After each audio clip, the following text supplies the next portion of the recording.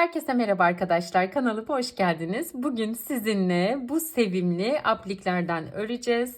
Şöyle ebatlarını da göstereyim size elime alıp. Ben çok sevdim. Her türlü projede kullanabileceğiniz çok tatlı aksesuar oldular bence. Daha önce tavşanın yapımını paylaşmıştım. Hatta bir önceki videomda paylaştım. Şöyle bir kartlık örmüştük beraber. Onun üzerine de minik bir tavşan dikmiştik. Bunun yapımını detaylı bir şekilde orada anlatmıştım. O yüzden tekrar burada yer vermeyeceğim. Kedi ve ayıcık üzerinden ilerleyeceğiz. Hatta şöyle göstermek istiyorum. Bakın, bir ayıcık veya bir kedi ile de süsleyebilirsiniz. Veya farklı tığ işi projelerinizde kullanabilirsiniz. Çanta olabilir, battaniye olabilir, kazak olabilir. Her yere dikebileceğiniz ve projenizi daha sevimli hale getirebilecek minik detaylar olduğunu düşünüyorum. Ben bakın farklı ebatlarda görüyorsunuz bunları. Aslında hepsini aynı sayılarla ördüm ama bunu 2 milimle ördüm. Bunu 2,2 milim tığla ördüm. Bu büyük olanları 2,5 milim tığlarla ördüm. Size de fikir olsun. İplik aynı, sayılar aynı. Sadece tığ numarasını değiştirerek farklı ebatlar elde ettim. Hazırsanız başlayabiliriz. Bugün 2,5 milim tığ kullanacağım. Çok az bir miktarda siyah ipliğe ihtiyacım olacak. Gördüğünüz göz ve burun işlemeleri için. Bu kadar. Bir de rengarenk iplikler diyelim. Hadi o zaman minik bir kedi örerek başlayalım.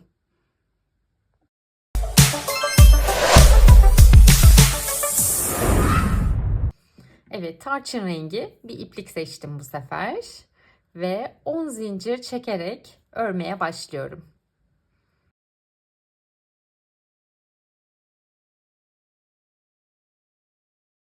İpliği tığıma 2 defa doladım ve geriye dönerek 4. zincire batıyorum. Bir tane üçlü trabzan yapıyorum. Evet. Tekrar ipliği 2 defa doladım. Yandaki zincire bir tane daha üçlü trabzan yapıyorum.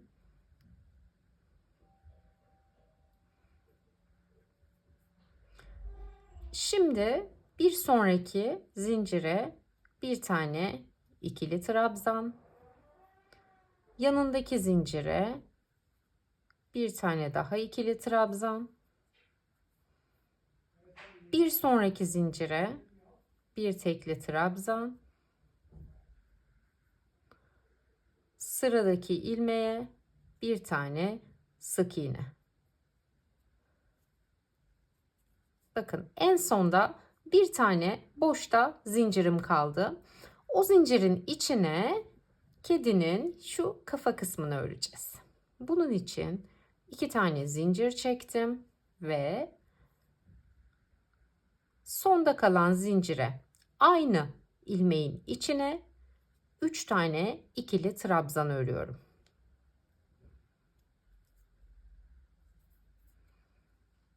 Ve üçüncüyü de ördüm. Kulaklarını örmek için 3 tane zincir çektim ve zincirin dibine bir ilmek kaydırma yapıyorum. Dibi dediğim nokta bakın şurası. Şuradaki ilmekleri birlikte aldım tığıma ve tek seferde çıkardım. Şimdi tekrar 2 tane ikili trabzan örüyorum. Şu az önce gösterdiğim ilmeğin içine yine. Birinci ikili trabzanı ördüm. İkinciyi de ördüm ve şimdi diğer kulak için 3 zincir çekiyorum. Yine aynı şekilde şuraya bir ilmek kaydırma yapıyorum. Ve yine aynı nokta, kafayı örüyoruz dediğim ilmeğin içine yapıyoruz bunların hepsini. Tekrar 2 tane ikili trabzan örüyorum.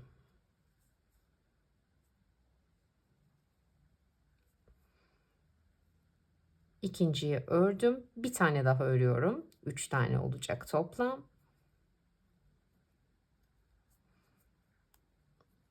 Şöyle göstereyim hatta bakın. Şöyle bir kafa oluşuyor orada. Şimdi 2 zincir çekiyorum ve son olarak aynı ilmeğin içine örüyoruz arkadaşlar. 2 zincir çektim. Yine aynı ilmeğe bir tane ilmek kaydırma yaparak kafayı bitirmiş oldum böylece. Bakın şöyle. Şimdi gövdeden devam edeceğiz. Gövdede de az önce ördüğümüz ilmeklerin karşı tarafına aynı işlemleri yapacağız. Yani nasıl? İlkine bir tane sık iğne ördüm. Sıradaki ilmeğe bir tane yarım trabzan ördüm. Ondan sonraki iki ilmeğin içine birer tane ikili trabzan örüyorum. Birinciyi ördüm ve ikinciyi de ördüm.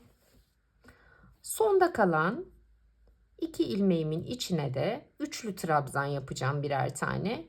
2 kere doladım ipliği tığıma. İlk üçlü trabzanımı yaptım. Tekrar doladım ve sonuncu üçlü trabzanımı da yaptım. Son olarak kapanış için 3 tane zincir çektim ve aynı noktaya bir tane ilmek kaydırmayla bağlandım. Bakın şöyle bir görüntü oldu. Bunu artık kesebiliriz buradan. Şimdi kedinin kuyruğunu yapalım. Kuyruk için yakalayamadım. Kuyruk için 9 zincir çektim. Geri dönerek ikinci ilmekten itibaren 3 tane sık iğne örüyorum.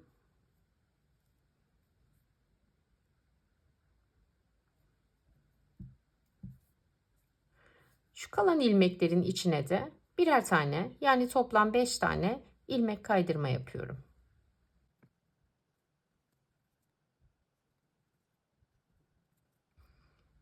Ve şu taban kısmına son ilmek kaydırmamı yaparak bitiriyorum.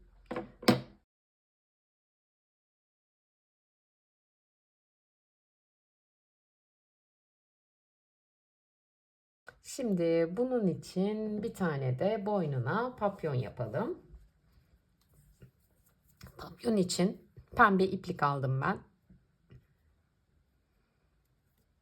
Ve 5 tane zincir çekiyorum. İpliği tığıma doladım ve şöyle göstereyim. 5 tane zincir çekmiştim. 4. ilmeğin içine bir tane ikili trabzan ördüm. Ondan sonraki ilmeğe de bir tane sık iğne ördüm. 5 tane daha zincir çektim. Ve yine aynı işlemi yaptım. Geri dönerek 4. ilmeğin içine bir tane ikili trabzan, sonraki ilmeğe de bir tane sık iğne ördüm. Şunu da kesebiliriz. Başlangıç ipliğimiz.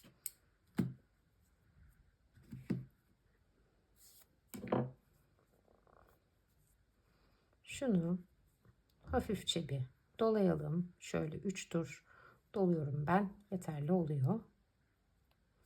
Ondan sonra da kedinin boynuna dikebilirsiniz. Evet. Bir tane de kahverengi kedicik katıldı aramızda. Şöyle ona da yer açalım. Bakın kalabalık ve sevimli bir kedicik ailesi oldu. Hadi şimdi bir tane de ayıcık örelim beraber.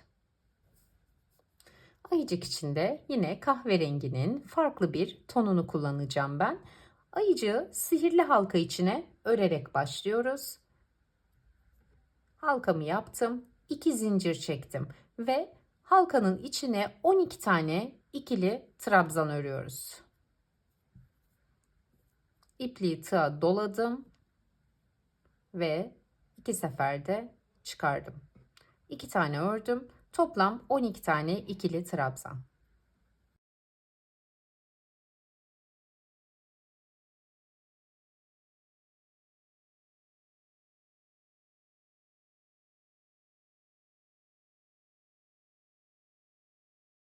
İpliği sıkıştırarak halkamı kapattım ve ilk ördüğüm ikili trabzanın tepesine bir ilmek kaydırmayla bağlandım.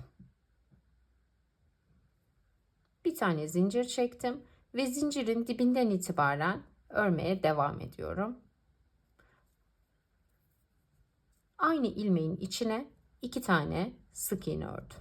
Yani bir arttırma yaptım.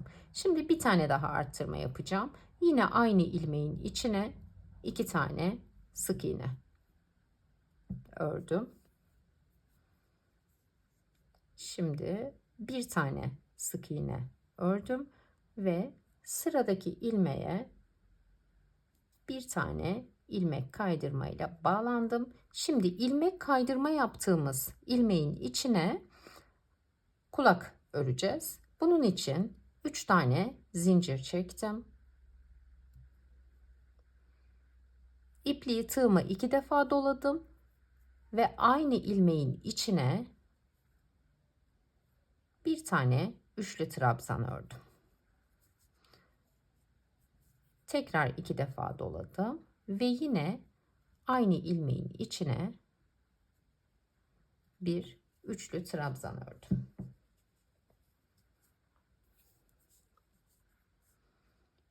Hemen dibine de bir ilmek kaydırma yaparak bağlandım.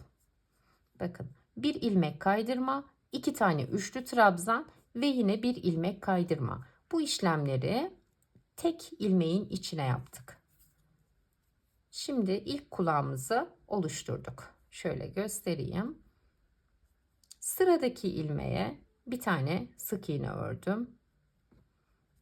Bir sık iğne daha. Toplam 4 tane sık iğne örüyorum. 2 tanesini yaptım.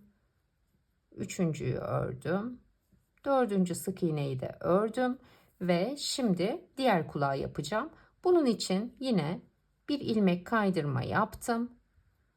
3 tane zincir çektim ve aynı ilmeğin içine 2 tane üçlü trabzan örüyorum.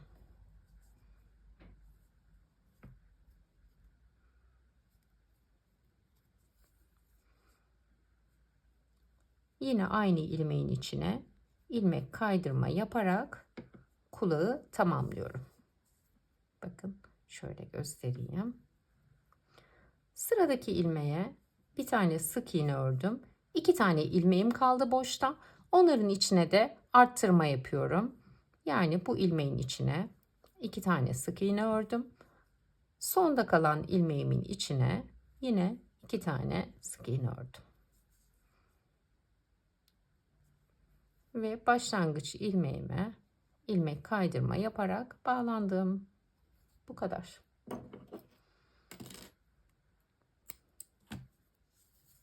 İpliğinizi kesebilirsiniz.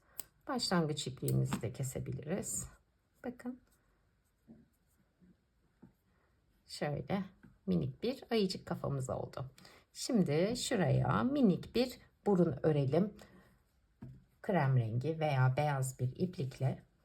Bunun için ben sihirli halka içine 5 tane sık iğne ördüm.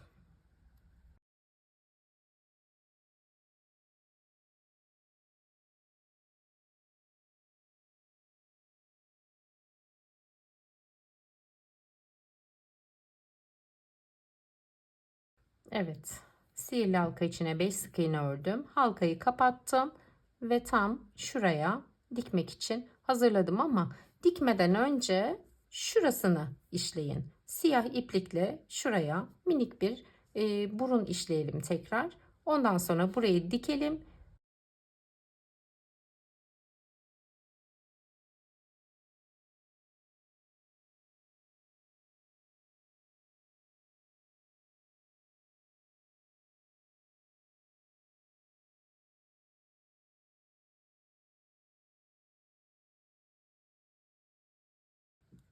Evet, pratik bir bilgi vereyim size.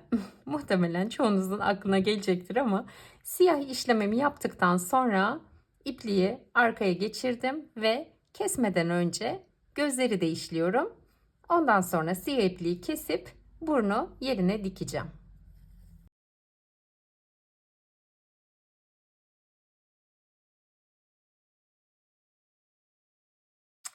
Evet, ayıcığımız da hazır. Onun için de şurada şöyle yer açalım hemen. Bir de hepsini bir arada göstermek istiyorum size. Ben bu tarz aplikleri çok seviyorum gerçekten. O yüzden bunların devamı gelecek. Farklı farklı ördükçe sizlerle de paylaşacağım. Sizin favoriniz hangisi? Merak ediyorum doğrusu. Umarım beğenmişsinizdir. Videomu beğendiyseniz beğen tuşuna basmayı ve kanalıma abone olmayı unutmayın lütfen. Bu arada tavşan apliki için kartvizit yapım videosunu da hem açıklama kısmına hem de videonun sonuna ekliyorum. Tıklayarak doğrudan ulaşabilirsiniz. Örecek olanlara şimdiden kolay gelsin. Yeni videolarda görüşmek üzere. Hoşça kalın.